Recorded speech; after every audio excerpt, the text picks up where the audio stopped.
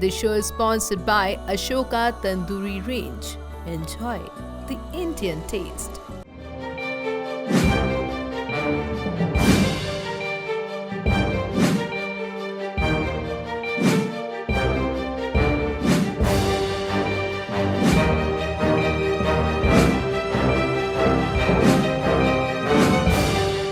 News only ਵੇਖ ਰਹੇ ਸਾਰੇ ਹੀ ਸਰੋਤਿਆਂ ਨੂੰ ਪਿਆਰ ਭਰੀ ਸਤਿ ਸ਼੍ਰੀ ਅਕਾਲ। ਮੈਂ ਸਤਵਿੰਦਰ ਰੰਧਾਵਾ ਪੰਜਾਬ ਓਨਲੀ ਦੇ ਵਿੱਚ ਤੁਹਾਡਾ ਸਵਾਗਤ ਹੈ। ਸਭ ਤੋਂ ਪਹਿਲਾਂ ਰੁਕ ਕਰਦੇ ਹਾਂ ਅੱਜ ਦੀਆਂ ਸੁਰਖੀਆਂ ਵੱਲ। ਸਤਲੁਜ ਦਰਿਆ ਦੇ ਪਾਣੀ ਨੇ ਫੇਰਿਆ ਕਈ ਲੋਕਾਂ ਦੀਆਂ ਆਸਾਂ ਤੇ ਪਾਣੀ। ਪਿੰਡ ਵਾਸੀਆਂ ਦਾ ਕਹਿਣਾ ਨਾਜਾਇਜ਼ ਮਾਈਨਿੰਗ ਦੇ ਚੱਲਦੇ ਹੋਇਆ ਨੁਕਸਾਨ। ਅਬੋਹਰ 'ਚ ਦੇਰ ਸ਼ਾਮ ਬਣਿਆ ਮਾਹੌਲ ਤਣਾਅਪੂਰਨ। ਜਾਇਦਾਦ ਦੀ ਵੰਡ ਨੂੰ ਲੈ ਕੇ ਦੋ ਭਰਾਵਾਂ ਵਿਚਕਾਰ ਹੋਈ ਖੂਨੀ ਝੜਪ। ਮਾਨਸਾ ਦਾ ਸਿਵਲ ਹਸਪਤਾਲ ਆਇਆ ਸੁਰਖੀਆਂ 'ਚ। ਫਰਜ਼ੀ ਰਿਪੋਰਟਾਂ ਬਣਾਉਣ ਦੇ ਆਰੋਪ ਲੱਗਣ ਤੇ ਵਿਜੀਲੈਂਸ ਟੀਮ ਨੇ ਮਾਰਿਆ ਛਾਪਾ। ਲੁਧਿਆਣਾ 'ਚ ਹੋਈ 11 ਲੱਖ ਰੁਪਏ ਦੀ ਲੁੱਟ ਤੇ ਪੁਲਿਸ ਨੂੰ ਮਿਲੀ ਵੱਡੀ ਕਾਮਯਾਬੀ। ਲੁੱਟ ਕਰਨ ਵਾਲੇ 4 ਆਰੋਪੀਆਂ ਨੂੰ ਪੁਲਿਸ ਨੇ ਦਬੋਚਿਆ। ਤੇ ਹੁਣ ਖਬਰਾਂ ਵਿਸਥਾਰ ਨਾਲ। ਪੰਜਾਬ ਵਿੱਚ ਲੰਬੇ ਸਮੇਂ ਤੋਂ ਨਾਜਾਇਜ਼ ਮਾਈਨਿੰਗ ਦਾ ਘਪਲਾ ਰੁਕਣ ਦਾ ਨਾਂ ਨਹੀਂ ਲੈ ਰਿਹਾ, ਜਿਸ ਕਰਕੇ ਸਰਕਾਰਾਂ ਤੇ ਖੂਬ ਨਿਸ਼ਾਨੇਬਾਜ਼ੀ ਕੀਤੀ ਜਾ ਰਹੀ ਹੈ। ਅਜਿਹਾ ਮਾਮਲਾ ਸ਼੍ਰੀ ਅਨੰਦਪੁਰ ਸਾਹਿਬ ਦੇ ਪਿੰਡ ਹਰਸਾ ਬੇਲਾ ਤੋਂ ਸਾਹਮਣੇ ਆਇਆ ਹੈ। ਵੇਖਦੇ ਹਾਂ ਇਸ ਖਾਸ ਰਿਪੋਰਟ ਦੇ ਵਿੱਚ।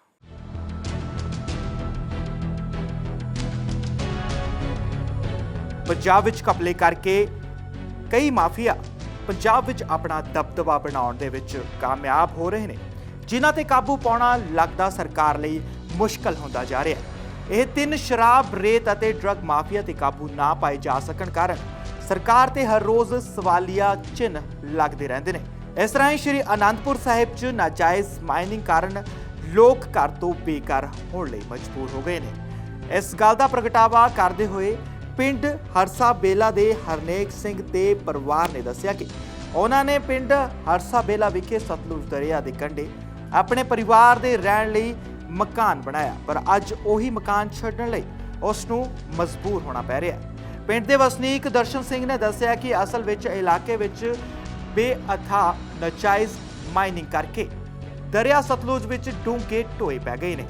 ਉਹਨਾਂ ਦੱਸਿਆ ਕਿ ਵੱਡੇ ਪੁਲ ਤੇ ਹੋ ਰਹੀ ਨਾਜਾਇਜ਼ ਮਾਈਨਿੰਗ ਕਰਕੇ ਜਗ੍ਹਾ ਨੀਵੀਂ ਹੋ ਗਈ, ਜਿਸ ਕਾਰਨ ਪਾਣੀ ਦੀ ਮਾਰ ਥੱਲੇ ਪੈਣ ਲੱਗ ਪਈ ਤੇ ਸਾਡੇ ਘਰਾਂ ਨੂੰ ਖੋਰ ਪੈਣੀ ਸ਼ੁਰੂ ਹੋ ਗਈ। ਅੱਜ ਇਹ ਨੌਬਤ ਆ ਗਈ ਹੈ ਕਿ ਇਸ ਘਰ ਦਾ ਨੁਕਸਾਨ ਆਪਣੀਆਂ ਅੱਖਾਂ ਨਾਲ ਦੇਖਣਾ ਪੈ ਰਿਹਾ। ਉਹਨਾਂ ਦੱਸਿਆ ਕਿ ਭਾਵੇਂ ਪ੍ਰਸ਼ਾਸਨਿਕ ਅਧਿਕਾਰੀਆਂ ਦੇ ਧਿਆਨ ਵਿੱਚ ਸਾਰਾ ਮਾਮਲਾ ਲਿਆਉਂਦਾ ਗਿਆ ਹੈ, ਪਰ ਕਿਸੇ ਨੇ ਵੀ ਹੁਣ ਤੱਕ ਸਾਡੀ ਬਾਤ ਨਹੀਂ ਪੁੱਛੀ, ਜਿਸ ਦੇ ਕਾਰਨ ਅਸੀਂ ਘਰੋਂ ਬੇਘਰ ਹੋਣ ਲਈ ਮਜਬੂਰ ਹੋ ਗਏ ਹਾਂ। ਮੈਂ ਪਿੰਡ ਹਰਸੇ ਵੇਲੇ ਦੀ ਵਸਨੀਕ ਆ ਜੀ ਹੁਣ ਥੋੜਾ ਜਿਹਾ ਪਾਣੀ ਆਇਆ। ਇਹ ਨਹਿਰ ਇੱਕ ਬੰਦ ਤੀ, ਉਹ ਨਹਿਰ ਦਾ ਪਾਣੀ ਆ ਜਿਹੜਾ ਇਹਨੇ ਸਤਲੁਜ ਦਰਿਆ ਨੂੰ ਛੱਡਿਆ। ਉਹ ਪਾਣੀ ਛੱਡਣ ਕਾਰਨ ਹੀ ਸਾਡੇ ਜਿਹੜਾ ਪਿੰਡ ਨੂੰ ਬਹੁਤ ਭਾਰਾ ਨੁਕਸਾਨ ਹੋ ਗਿਆ। ਬਹੁਤ ਜ਼ਿਆਦਾ ਖਾਰ ਲੱਗ ਗਈ ਸਾਡੇ ਪਿੰਡ ਨੂੰ ਜੀ, ਬਹੁਤ ਜ਼ਿਆਦਾ ਮਤਲਬ ਘਰਾਂ ਦੇ ਲਾਗੇ ਪਾਣੀ ਬਿਲਕੁਲ ਆ ਗਿਆ। ਇਹ ਦੇਖੋ ਵੀ ਤੁਸੀਂ ਹਜੇ ਤਾਂ ਇੱਕ ਨਹਿਰ ਦਾ ਹੀ ਪਾਣੀ ਇਹਨਾਂ ਨੇ ਛੱਡਿਆ, ਹਜੇ ਸਤਲੁਜ ਦਰਿਆ ਦਾ ਪਾਣੀ ਇਹਨਾਂ ਨੇ ਛੱਡਣਾ ਹੈ ਬਰਸਾਤਾਂ ਨੂੰ, ਜਦੋਂ ਬਾਰਿਸ਼ਾਂ ਜ਼ਿਆਦਾ ਸ਼ੁਰੂ ਹੋਣੀਆਂ। ਫਿਰ ਮਤਲਬ ਕਿ ਇੱਥੇ ਰਹਿਣਾ ਬਹੁਤ ਜ਼ਿਆਦਾ ਔਖਾ ਹੋ ਜਾਣਾ। ਸਾਡੇ ਪਸ਼ੂ ਹੈ, ਸਾਡੇ ਬੱਚੇ ਹੈ, ਸਾਡੇ ਬਜ਼ੁਰਗ ਹੈ, ਅਸੀਂ ਇਹਨਾਂ ਨੂੰ ਲੈ ਕੇ ਕਿੱਥੇ ਜਾਵਾਂਗੇ। ਪਿਛਲੇ ਸਾਲ ਵੀ ਸਾਡੇ ਪਿੰਡ ਵਿੱਚ 3-4 ਵੱਡੇ ਲੀਡਰ ਆਏ, ਬੜੇ ਵਾਅਦੇ ਕਰਕੇ ਗਏ, ਪਰ ਉਹਨਾਂ ਨੇ ਸਾਨੂੰ ਕੁਛ ਨਹੀਂ ਦਿੱਤਾ। ਉਹਨਾਂ ਨੇ ਸਾਨੂੰ ਇਹ ਭਰੋਸਾ ਦਵਾਇਆ ਤਾਂ ਕਿ ਤੁਹਾਨੂੰ ਸ਼ਿਫਟ ਕੀਤਾ ਜਾਊਗਾ, ਤੁਹਾਨੂੰ ਜ਼ਮੀਨ ਦਿੱਤੀ ਜਾਊਗੀ। ਚਲੋ ਸਾਡੀ ਇੰਨੀ ਵੀ ਜ਼ਿਆਦਾ ਮੰਗ ਨਹੀਂ, ਅਸੀਂ ਕਹਿ ਰਹੇ ਤੇ ਕਿ ਸਾਨੂੰ ਕਿਤੇ ਸੁੱਕਾ ਬੈਠਣ ਨੂੰ ਜ਼ਮੀਨ ਦੇ ਦਿੱਤੀ ਜਾਵੇ ਤੇ ਅਸੀਂ ਜਗ੍ਹਾ ਆਪਣੀ ਆਪ ਉਸਾਰ ਲਵਾਂਗੇ ਆਪਣੇ ਬੱਚਿਆਂ ਨੂੰ ਬੈਠਣ ਵਾਸਤੇ। ਪਰ ਉਹਨਾਂ ਨੇ ਸਾਡੀ ਮੁੜ ਕੇ ਸਾਰ ਨਹੀਂ ਜੀ ਲਈ। ਵੋਟਾਂ ਦੇ ਦਿਨ ਹੀ ਹੱਥ ਜੋੜ ਕੇ ਮੰਗਤੇ ਬਣ ਕੇ ਸਾਡੇ ਮਤਲਬ ਘਰਾਂ 'ਚ ਆਉਂਦੇ ਆ, ਸਾਡੇ ਰਿਸ਼ਤੇਦਾਰੀ 'ਚ ਜਾਂਦੇ ਆ। ਅਸੀਂ ਕੋਈ ਵੀ ਵੋਟਾਂ ਕਿਸੇ ਵੀ ਪਾਰਟੀ ਨੂੰ ਵੋਟਾਂ ਨਹੀਂ ਪਾਵਾਂਗੇ ਜੇਕਰ ਸਾਡੀ ਕਿਸੇ ਨੇ ਸਾਰ ਨਹੀਂ ਲਈ। ਅਸੀਂ ਉਹਨਾਂ ਨੂੰ ਐਦੀ ਬਰੰਗ ਲਿਫਾਫੇ ਵਾਂਗ ਮੋੜਾਂਗੇ, ਸਾਡੇ ਰਿਸ਼ਤੇਦਾਰ ਵੀ ਮੋੜਨਗੇ। ਸਾਡੇ 50 ਪਿੰਡਾਂ ਵਿੱਚ ਰਿਸ਼ਤੇਦਾਰੀਆਂ ਜੀ, ਸਾਰੇ ਉਹਨਾਂ ਨਾਲ ਐਦਾਂ ਹੀ ਕਰਨਗੇ ਜੇਕਰ ਸਾਡੀ ਸਰਕਾਰ ਨੇ ਸਾਰ ਨਾ ਲਈ। ਸਾਡਾ ਹਰਸਾ ਵੇਲਾ ਸਾਰਾ ਪਿੰਡ ਇਹ ਹੜ੍ਹ ਦੀ ਮਾਰ ਹੇਠ ਹੈ ਜੀ। ਸਾਨੂੰ ਦੇਖਿਆ ਜਾਵੇ, ਸਾਨੂੰ ਕਿਤੇ ਸੁੱਕਾ ਥਾਂ ਦਿੱਤਾ ਜਾਵੇ। ਅਸੀਂ ਜਗ੍ਹਾ ਪਾਉਣ ਨੂੰ ਨਹੀਂ ਕਹਿ ਰਹੇ, ਜਗ੍ਹਾ ਅਸੀਂ ਖੁਦ ਪਾਵਾਂਗੇ। ਸਾਨੂੰ ਕਿਤੇ ਥਾਂ ਦਿੱਤਾ ਜਾਵੇ, ਸਾਨੂੰ ਸ਼ਿਫਟ ਕੀਤਾ ਜਾਵੇ, ਸਾਡੀ ਸਾਰ ਲਈ ਜਾਵੇ। ਤੇ ਮੈਂ ਇਸ ਪਾਣੀ ਬਾਰੇ ਤੁਹਾਨੂੰ ਦੱਸਾਂ ਕਿ ਸਨ 1988 ਵਿੱਚ ਹੜ੍ਹ ਆਏ, ਜਿਹਦੇ ਨਾਲ ਪਿੰਡ ਦੇ ਵਿੱਚ ਇੰਨਾ ਨੁਕਸਾਨ ਨਹੀਂ ਹੋਇਆ। ਚਲੋ ਕੱਚੇ ਮਕਾਨ ਮੜੇ ਮੁੜੇ ਡਿੱਗੇ, ਕੋਈ ਨੁਕਸਾਨ ਨਹੀਂ ਹੋਇਆ। ਉਹ ਤੋਂ ਬਾਅਦ ਮੇਨਗ ਦੇ ਕਾਰਨ ਸਾਡੇ ਪਿੰਡ ਵਿੱਚ ਬਹੁਤ ਜ਼ਿਆਦਾ ਨੁਕਸਾਨ ਹੋਇਆ। ਜਿੰਨੇ ਕਿ ਜਿਵੇਂ ਕਿ 2019 ਵਿੱਚ ਪਾਣੀ ਛੱਡਿਆ ਗਿਆ ਭਾਖੜੇ ਤੋਂ, ਉਹਦੇ ਨਾਲ ਬਹੁਤ ਨੁਕਸਾਨ ਹੋਇਆ। ਉਹਦੇ ਬਾਅਦ ਕੈਬਨਿਟ ਮੰਤਰੀ ਚੰਨੀ ਜੀ ਤੇ ਹੋਰ ਮੰਤਰੀ ਇੱਥੇ ਆਏ, DC ਸਾਹਿਬ ਆਏ, SSP ਰੋਪੜ ਆਏ। ਉਹਨਾਂ ਨੇ ਸਾਨੂੰ ਇਹ ਵਾਅਦਾ ਕੀਤਾ ਕਿ ਤੁਹਾਨੂੰ ਇੱਥੋਂ ਸ਼ਿਫਟ ਕੀਤਾ ਜਾਊਗਾ ਪਰ ਅਜੇ ਤੱਕ ਕੋਈ ਨਾਂ ਨਿਸ਼ਾਨ ਨਹੀਂ। ਤਾਂ ਹੁਣ ਮੁੜ ਕੇ ਫਿਰ ਉਹੀ ਨਾਚ ਸ਼ੁਰੂ ਹੋ ਗਿਆ ਹੈ। ਇਹ ਮਕਾਨ ਸਾਨੂੰ ਛੱਡਣੇ ਪੈ ਰਹੇ ਹਨ ਕਿ ਕੋਈ ਪਾਣੀ ਬਿਲਕੁਲ ਨਜ਼ਦੀਕ ਆ ਗਿਆ। ਇਹ ਮੇਨਗ ਦੇ ਕਾਰਨ ਹੋ ਰਿਹਾ ਸਾਰਾ ਕੰਮ। ਇਹ ਜੋ ਦਰਿਆ ਸਤਲੁਜ 'ਚ ਮੇਨਗ ਹੋ ਰਹੀ। ਮੇਰਾ ਨਾਮ ਹਰਨੇਕ ਸਿੰਘ ਹੈ ਜੀ, ਪਿੰਡ ਮੇਰਾ ਹਰਸਾ ਵੇਲਾ ਜੀ। ਠੀਕ ਹੈ ਜੀ, ਮੈਂ ਖੇਤੀਬਾੜੀ ਕਰਦਾ ਜੀ। ਤੇ ਕੀ ਘਰ ਜੀ ਮੇਰਾ ਹੜ੍ਹ ਦੇ ਨਾਲ ਹੜ੍ਹ ਰਿਹਾ ਜੀ, ਥੱਲੇ ਤੇ ਖਾਰ ਲੱਗੀ ਵੀ ਹੈ ਜੀ। ਤੁਹਾਡਾ ਸਾਹਮਣੇ ਹੀ ਹੈ ਜੋ ਕੁਝ ਵੀ ਹੈਗਾ ਜੀ, ਕੈਮਰੇ ਦੇ ਵਿੱਚ ਰਿਕਾਰਡ ਹੋਇਆ ਵਾ ਜੀ। ਇਸ ਕਰਕੇ ਸਰਕਾਰਾਂ ਸਾਨੂੰ ਲਾਰੇ, ਬਹੁਤ ਸਰਕਾਰਾਂ ਨੇ ਲਾਰੇ ਲਾਏ। ADC SDM ਮੈਡਮ ਸਾਰੇ ਇੱਥੇ ਪਹੁੰਚ ਲਏ ਤੇ ਸਾਨੂੰ ਭਰੋਸਾ ਦਿੱਤਾ ਤੁਹਾਡਾ ਡੰਗਾ ਲਾਇਆ ਜਾਊਗਾ, ਤੇ ਸਮੇਂ ਸਿਰ ਡੰਗਾ ਨਹੀਂ ਲਾਇਆ ਜੀ। ਤੇ ਹੁਣ ਭਾਖੜੇ ਵੱਲੋਂ ਵਾਧੂ ਪਾਣੀ ਛੱਡਣੇ ਨਾਲ ਸਾਡਾ ਘਰ ਹੈ ਜਿਹੜਾ ਦਰਿਆ ਦੀ ਭੇਟ ਚੜ੍ਹ ਰਿਹਾ ਜੀ। ਕਿੰਨਾ ਇਹ ਰੀਝ ਨਾਲ ਬਣਾਇਆ ਜੀ, ਥੋੜ੍ਹੇ ਪੈਸੇ ਜੋੜ ਕੇ ਤਕਰੀਬਨ 20 ਲੱਖ ਰੁਪਈਆ ਲਾਇਆ ਜੀ ਮੈਂ ਆਪਣੇ ਮਕਾਨ ਪਰ। ਅੱਜ ਘਰ ਤੋਂ ਬੇਕਾਰ ਘਰ ਤੋਂ ਬੇਘਰ ਹੋ ਗਿਆ, ਇੱਕ ਪੁਰਾਣੇ ਮਕਾਨ 'ਚ ਰਹਿ ਰਿਹਾ ਜੀ। ਅਕਸਰ ਅਸੀਂ ਸੁਣਿਆ ਹੈ ਕਿ ਲੋਕਾਂ ਦੇ ਲੱਖ ਕਹਿਣ ਤੇ ਵੀ ਪ੍ਰਸ਼ਾਸਨਿਕ ਅਧਿਕਾਰੀਆਂ ਦੇ ਕੰਨ ਤੇ ਜੂੰ ਨਹੀਂ ਸਰਕਦੀ, ਪਰ ਜੋ ਤਸਵੀਰਾਂ ਵਿੱਚ ਦਿਖਾਈ ਦਿੱਤਾ ਹੈ ਉਸ ਤੋਂ ਹੋਰ ਵੀ ਪ੍ਰਸ਼ਾਸਨਿਕ ਅਧਿਕਾਰੀਆਂ ਤੇ ਸਵਾਲੀਆ ਨਿਸ਼ਾਨ ਲੱਗਦੇ ਨੇ। ਹੁਣ ਇਸ ਮਾਮਲੇ ਵੱਲ ਕਿਸੇ ਅਧਿਕਾਰੀ ਵੱਲੋਂ ਕੋਈ ਠੋਸ ਕਦਮ ਚੁੱਕਿਆ ਜਾਂਦਾ ਹੈ ਜਾਂ ਨਹੀਂ, ਇਹ ਤਾਂ ਸਮਾਂ ਹੀ ਦੱਸੇਗਾ। ਸ਼੍ਰੀ ਅਨੰਦਪੁਰ ਸਾਹਿਬ ਤੋਂ ਅਮਨ ਪਾਪੜਾ ਦੀ ਰਿਪੋਰਟ।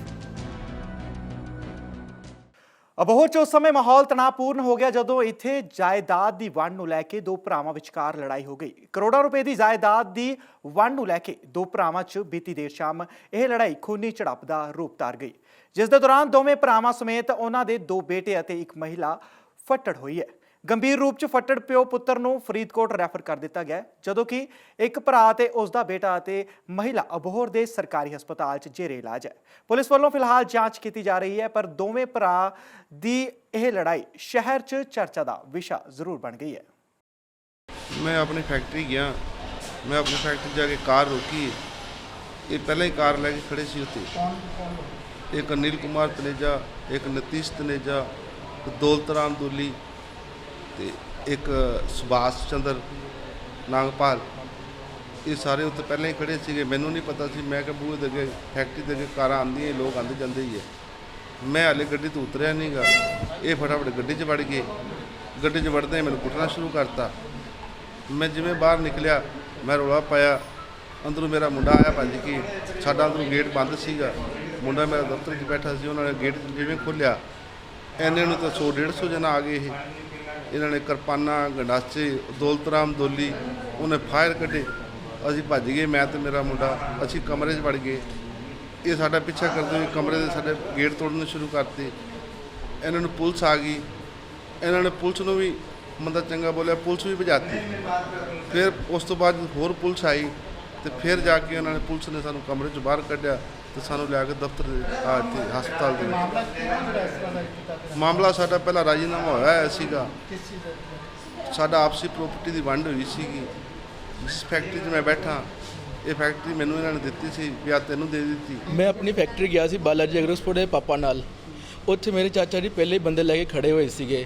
ਉਹਨਾਂ ਨੇ ਆਪਣਾ ਬੋਰਡ ਚੇਂਜ ਕਰਵਾ ਲਿਆ ਧੱਕੇਸ਼ਾਹੀ ਨਾਲ। ਜਦੋਂ ਬੋਰਡ ਚੇਂਜ ਕਰਾਇਆ ਸਾਨੂੰ ਦੱਸਿਆ ਵੀ ਉਹ ਤੁਹਾਡਾ ਬੋਰਡ ਚੇਂਜ ਕਰਤਾ। ਮੈਂ ਤੇ ਮੇਰੇ ਪਾਪਾ ਉੱਥੇ ਫੈਕਟਰੀ ਚਲੇ ਗਏ। ਜਦੋਂ ਦੇਖਿਆ ਚਾਚੇ ਨੇ ਫੋਨ ਕੀਤਾ, ਕਿਸੇ ਨੇ ਗੇਟ ਨਹੀਂ ਖੋਲ੍ਹਿਆ। ਅੰਦਰ ਇੱਕ ਔਰਤ ਸੀਗੀ, ਇੱਕ ਸ਼ੁਭਮ ਸੀਗਾ, 25 ਬੰਦੇ ਅਣਪਛਾਤੇ ਬੰਦੇ ਸੀ ਜਿਹੜੇ ਨਹੀਂ ਟਰੇਸ ਵੀ ਮੈਂ ਨਹੀਂ ਪਛਾਣਦਾ ਉਹਨਾਂ ਨੂੰ।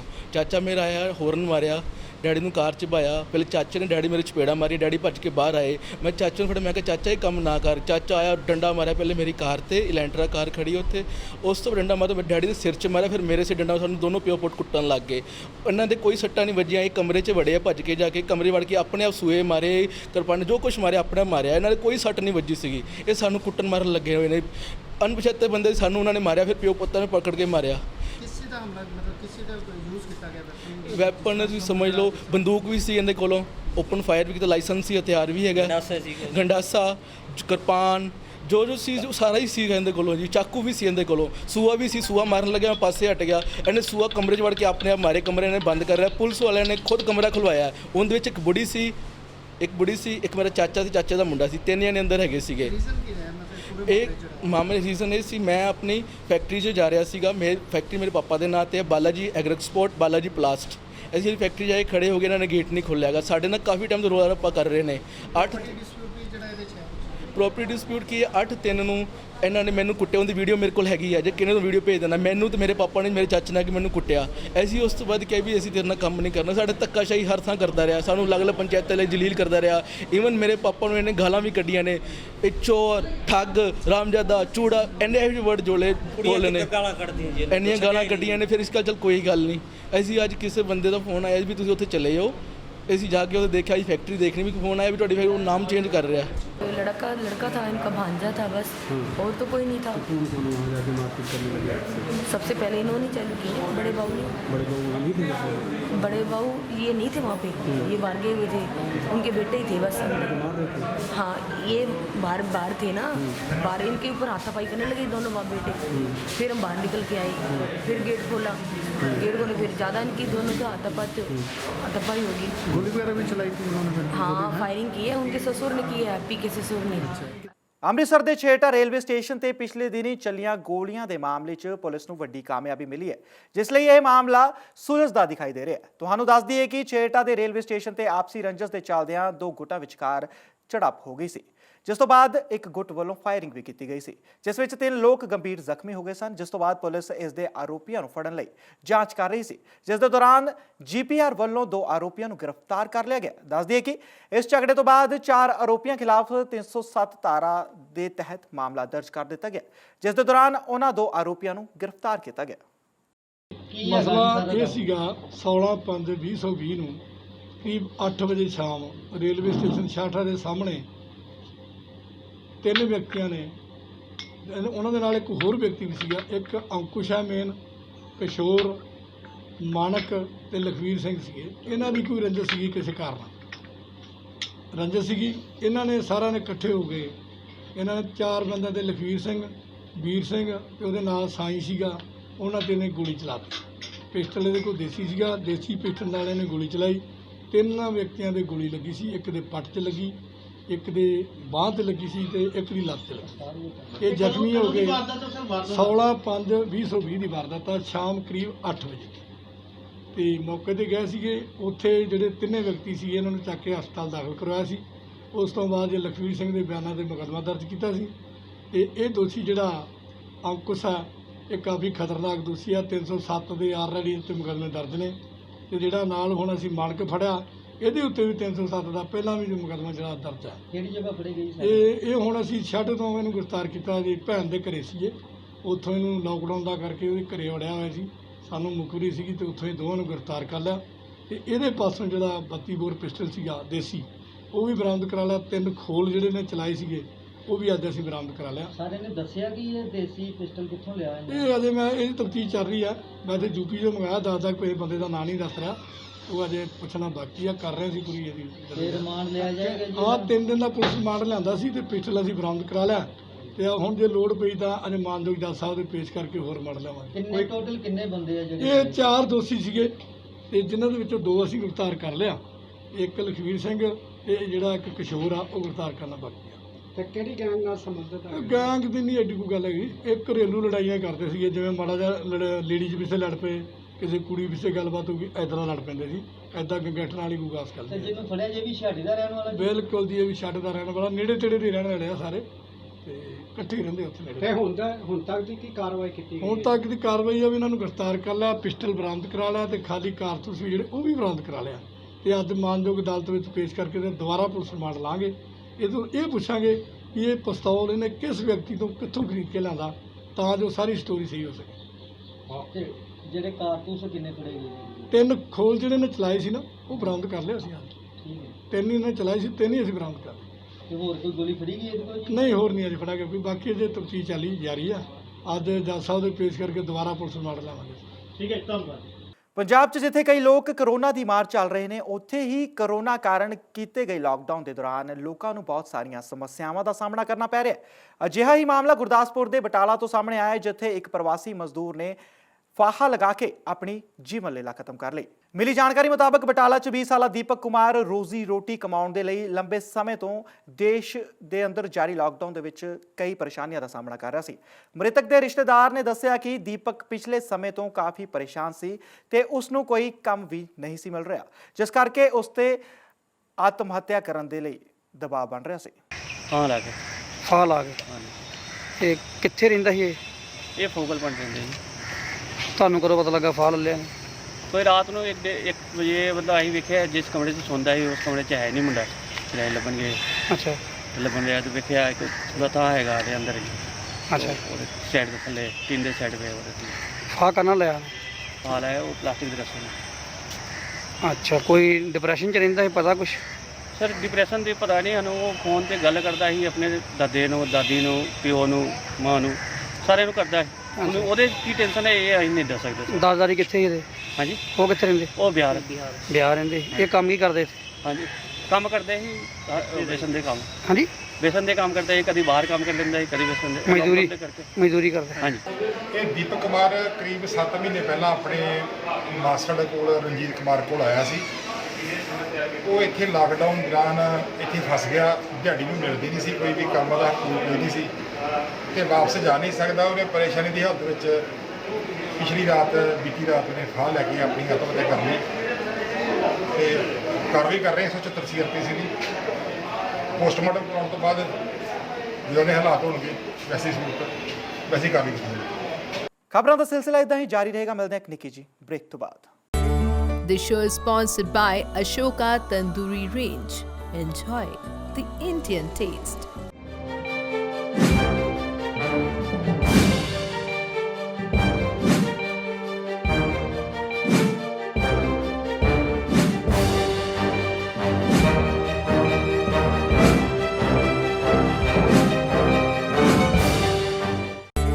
This show is sponsored by Ashoka Tandoori Range. Enjoy the Indian taste.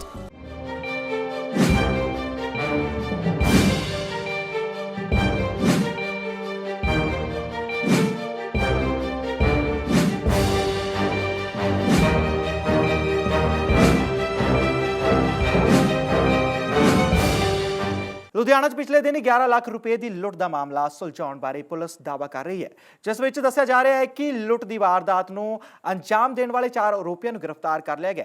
ਇਸ ਮਾਮਲੇ ਬਾਰੇ ਪ੍ਰੈਸ ਕਾਨਫਰੰਸ ਕਰਕੇ ਏਡੀਸੀਪੀ ਜਸਕਰਨ ਸਿੰਘ ਤੇਜਾ ਨੇ ਜਾਣਕਾਰੀ ਦਿੰਦੇ ਹੋਏ ਕਿਹਾ ਕਿ ਇਹ ਚਾਰੋਂ ਆਰੋਪੀਆਂ ਨੂੰ ਸ਼ਹਿਰ ਵਿੱਚ ਕਈ ਚੋਰੀਆਂ ਵੀ ਕੀਤੀਆਂ ਨੇ ਤੇ ਕਈ ਵਾਰਦਾਤਾਂ ਨੂੰ ਅੰਜਾਮ ਵੀ ਦਿੱਤਾ ਹੈ।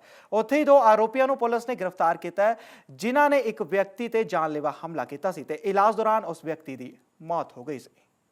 ਇਹਦੇ ਵਿੱਚ ਜਿਹੜੀ ਇੱਕ 6 ਤਰੀਕ ਨੂੰ ਇੱਕ ਥਾਣਾ ਡਾਬੇ ਦੇ ਏਰੀਏ ਵਿੱਚ ਬਚਨ ਗੈਸ ਏਜੰਸੀ ਦਾ ਇੱਕ ਜਿਹੜਾ ਉਹਨਾਂ ਦਾ ਬੰਦਾ ਕੈਸ਼ ਲੈ ਕੇ ਜਾ ਰਿਹਾ ਸੀ, ਉਹਦੇ ਉੱਤੋਂ ਜਿਹੜੀ 11 ਲੱਖ ਰੁਪਏ ਦੀ ਕੈਸ਼ ਦੀ ਜਿਹੜੀ ਖੋਹ ਕੀਤੀ ਸੀ। 3 ਅਨਨੋਨ ਮੁੰਡਿਆਂ ਨੇ ਮੋਟਰਸਾਈਕਲ ਤੇ ਆ ਕੇ ਉਹਦੇ ਧੌਣ ਤੇ ਦਾਤ ਰੱਖ ਕੇ ਡਰਾ ਕੇ ਤੇ ਉਹਨਾਂ ਕੋਲ 11 ਲੱਖ ਦੀ ਜਿਹੜੀ ਖੋਹ ਕੀਤੀ ਸੀ। ਉਹਦੇ ਵਿੱਚ ਅਸੀਂ ਸਾਡੀ ਜਿਹੜੀ ਟੀਮ ਏਡੀਸੀਪੀ ਇੰਡਸਟਰੀ ਵੀ ਸੰਦੀਪ ਵਡੇਰਾ ਜੀ, SHO ਡਾਬਾ, SHO 6 ਨੰਬਰ ਤੇ ਚੌਂਕੀ ਇੰਚਾਰਜ ਸ਼ੇਰਪੁਰ ਤੇ ਸਾਡਾ ਟੈਕਨੀਕਲ ਸੈੱਲ, ਅਸੀਂ ਸਾਰੇ ਉਸ ਜਿਹੜੀ ਬਲਾਈਂਡ ਵਾਰਦਾਤ ਸੀ ਉਹਨੂੰ ਟਰੇਸ ਕਰਨ ਵਾਸਤੇ ਇੱਕ ਟੀਮ ਬਣਾਈ ਹੋਈ ਸੀ।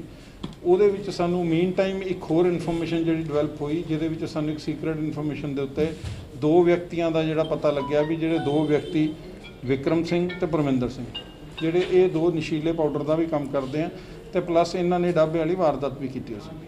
ਤਾਂ ਅਸੀਂ ਉਹਨਾਂ ਨੂੰ ਉੱਤੇ ਜਿਹੜੀ ਮੁਕੱਦਮਾ ਦਰਜ ਉਹਨਾਂ ਦਾ ਨਾਕਾਬੰਦੀ ਕਰਕੇ ਜਿਹੜਾ SHO 6 ਨੰਬਰ ਤੇ ਪਲੱਸ ਚੌਂਕੀ ਇੰਚਾਰਜ ਸ਼ੇਰਪੁਰ, ਇਹਨਾਂ ਨੇ ਜਿਹੜਾ ਇੱਕ ਨਾਕੇ ਦੌਰਾਨ ਜਿਹੜੇ 2 ਵਿਅਕਤੀਆਂ ਨੂੰ ਗ੍ਰਿਫਤਾਰ ਕੀਤਾ। ਗ੍ਰਿਫਤਾਰੀ ਦੌਰਾਨ ਜਿਹੜਾ ਇਹਨਾਂ ਦੇ ਕੋਲੋਂ 5 ਲੱਖ ਸਮਥਿੰਗ ਜਿਹੜਾ ਕੈਸ਼ ਵੀ ਮਿਲਿਆ, ਪਲੱਸ ਇਹਨਾਂ ਕੋਲ 130 ਗ੍ਰਾਮ ਜਿਹੜਾ ਨਸ਼ੀਲਾ ਪਾਊਡਰ ਮਿਲਿਆ।